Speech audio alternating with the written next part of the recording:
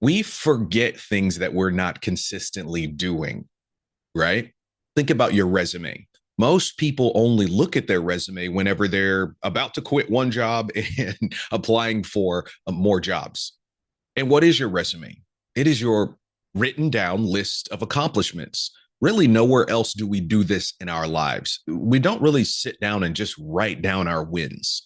Our resume is kind of the only document that we have that it's just your greatest hits if you think about it, right? From college to volunteering to that one time you were the project manager for this organization and you got this thing done, and those 5 years you were the budget analyst for that team, or you were the supervisor or the team leader or the teacher of the year, and that one time you got your master's degree or that certification or that Harvard training. It's all there, but we forget to like look at it and update it.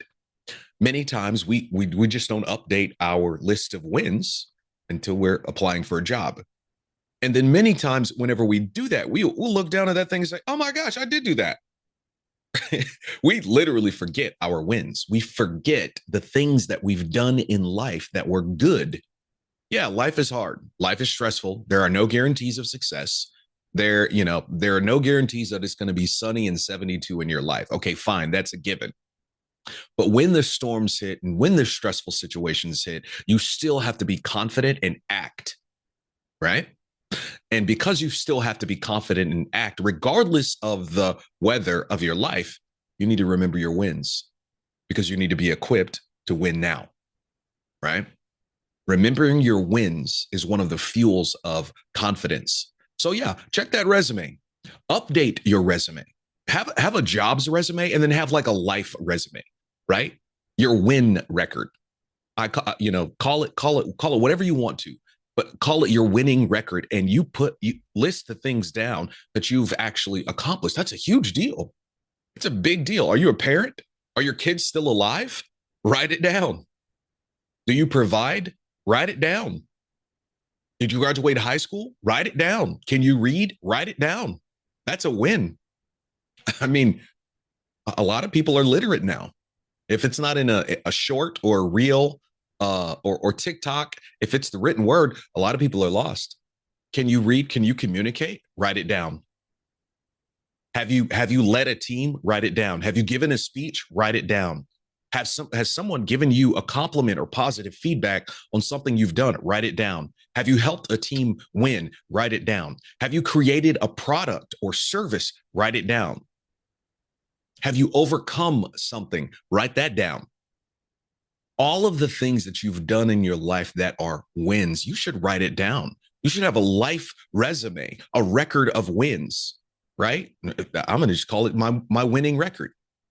I forgot some of my wins. I mean, literally, like I forget some of the good things that I've done.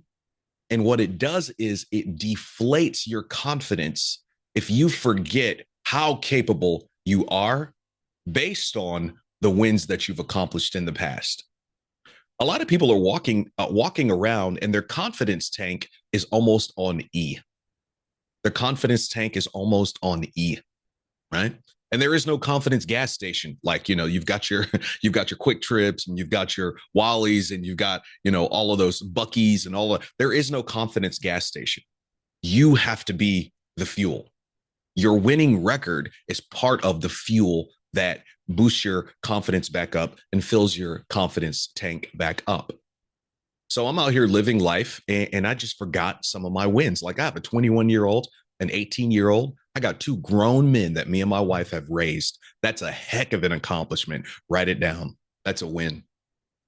I've created an online learning platform for school districts with multiple courses, podcasts, interactive tools. That's a win. Write it down.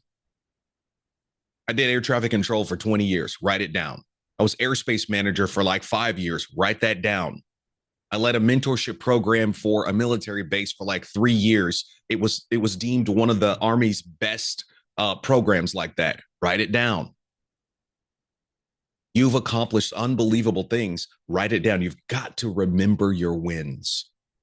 Now, it's a little unsettling to people who aren't confident, which I get that. Not everybody's the same, and not everybody's on the same wavelength or mindset. Whenever you see someone that talks confidently, that means they're thinking confidently. Usually, their performance will follow their mindset. Now, there's a big difference between confidence and arrogance. Confidence is built on factual things that you've done and repetitions that you have put in. I'm going to say that again. Real confidence is built on factual things that you've done, your winning record, and the repetitions that you have put in. So, for example, if I have given a talk 100 times behind closed doors and I've given talks all over the country, well, I think I'm justified in walking around being confident in my ability to give a talk to you or a talk tomorrow because I've put in the reps. Many times our insecurity comes from a lack of reps in that situation. Well, yeah, no, I'm going to, yeah.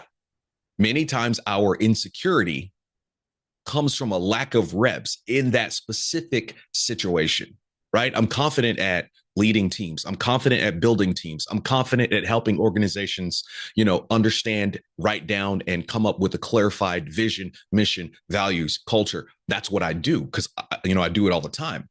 But you get me in an operating room, and we need to do a procedure on a human body, zero confidence level, zero. I haven't done it. I've never done that, so I'm not confident in it. So your confidence should be built on repetitions, right? Your confidence should be built on repetitions. That's the second part of this quick video, and I'm actually almost done. What I want to remind you is consistency. Consistency wins. I mean, consistency and repetitions, they just win. Think about McDonald's. Think about McDonald's and think about Chick-fil-A. McDonald's is not fancy. It's not fine dining, but man, they're consistent. You can be in Mobile, Alabama. You can be in Anchorage, Alaska. You can be in Kent, Washington. You can be in Pewaukee, Wisconsin. You go to McDonald's, you're going to get consistency. The cheeseburger is going to taste the same. The Big Mac's going to taste the same. Those fries are going to taste the same. You're going to get consistency. McDonald's doesn't always try to change things all the time. They don't need to reinvent. They don't have a purple bun on their burgers. They don't have a flaming hot, Whopper. Like Burger King is always changing because they're not consistent. They're not consistently great, in my opinion. And so you go to like a Chick-fil-A. I talked to another leader, and we were breaking down why Chick-fil-A works. If you think about it, Chick-fil-A is built on some unbelievable staples or pillars, excellent customer service. And I'm talking about like they hire people who treat you like their best friend that they've been waiting to talk to all day long. Every time I go by a Chick-fil-A, the customer service is unbelievable. Like I literally feel like they like me. It's bizarre. And my friend and I were saying, like, no matter where you go, it's consistent. No matter where you go to a Chick-fil-A, they're going to treat you like they've been waiting for you all day, and they can't wait to be kind to you as you order your food, as they deliver your food. If you ask for something, it's their pleasure to give you what you want. Consistency. And what I said was, I think you have to hire for that personality, and then you layer on top of that your specific organizational training. So if somebody is mean and doesn't like people, well, it's going to be hard for you to not only train them in the Chick-fil-A, business operations, but also train them to be a nice person and care about people and want to be around people and want to help people.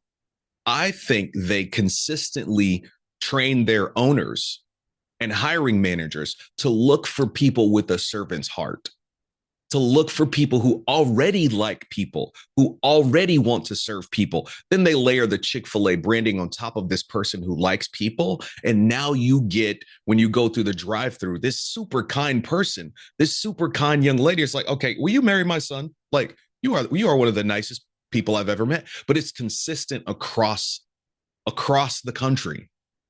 So they are very intentional about being consistent with what they do.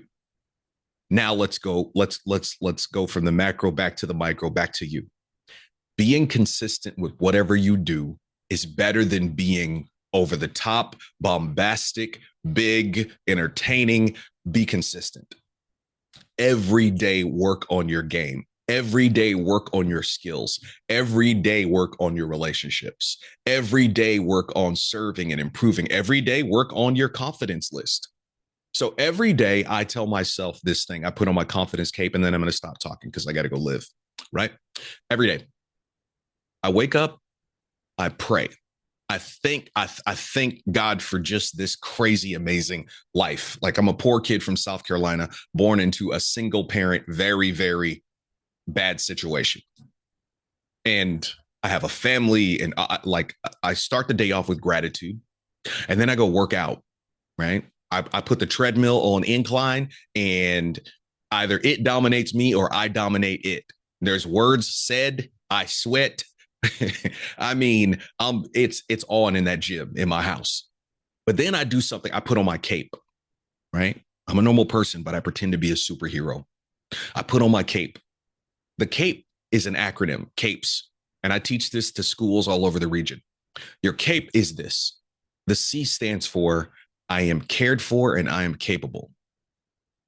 I am cared for and I am capable. The first source of care is me. I have to care for myself. Right? And I realize other people care for me as well. So I am cared for, and then I am capable. Like, I can do things, I can learn things, I can fix things, I can recover, I can create, I can produce, I can assist, I can a lot. Like, I am capable, right? The C stands for I am cared for and I'm capable. The A stands for my actions and my attitude will control my amazing outcomes. My actions and my attitude will control my amazing outcomes. That's the A in CAPES.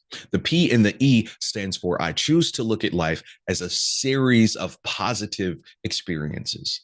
Positive experiences is the P in the E in CAPES. And then S is this. I have a student first mindset. Always learning, always testing, always correcting, always improving. Right? Learn, test, correct, improve. That's the story of my day, my life. I'm always seeking to learn, always seeking to get better. My favorite clients are the ones who are capable, accomplished, but always open to getting that 1% better. Can we get better? Can we get even better? They're obsessed with that continual incremental improvement. I love those people. And that's where I live too, right? I never know it all. Never, ever, never. I'm always learning. And I'm consistent with my approach to that. So I wake up, I give thanks. I'm thankful for everything that I have. I'm thankful for my country. I'm thankful for my freedoms, right? And then I work out and I put on my capes. So be consistent, be consistent. So that's all I got to say. Remember your wins, write them down, write down your winning record, go all the way back. I mean, go back to kindergarten. If you can remember, write down your wins. Don't forget your wins, because if you remember your wins in the past, it's going to make you confident that you are capable of winning now, so you can face and win the challenges of the day. Well, I'm Brian Rush. I hope this is helpful. This has been another Saturday morning sit down. I want you encouraged. I want you confident. I want you doing things to the ethical good, right? Life, we all benefit from you being confident and acting to make a good ethical mark on the world. Your kids need you confident. Your teams need you confident. Your family needs you confident, and the world needs you confident. The things that you are going to do for this world, your confidence is needed so you can bring to the world what you were meant to do. I think we are people of purpose. All right, that's all I have. If I could help your team in any way with, connecting, inspiring, with winning, communicating, getting aligned, it would be my honor. My contact information is all over the place, but I'll put it in the post as well. Again, Saturday morning sit down. I'm Brian Rush of Team Builders Academy, and it has been my honor to reach and hopefully inspire you. And I'm gonna end this like I always do. That's all I have for this time. And until next time, my friends, connect, inspire, and win.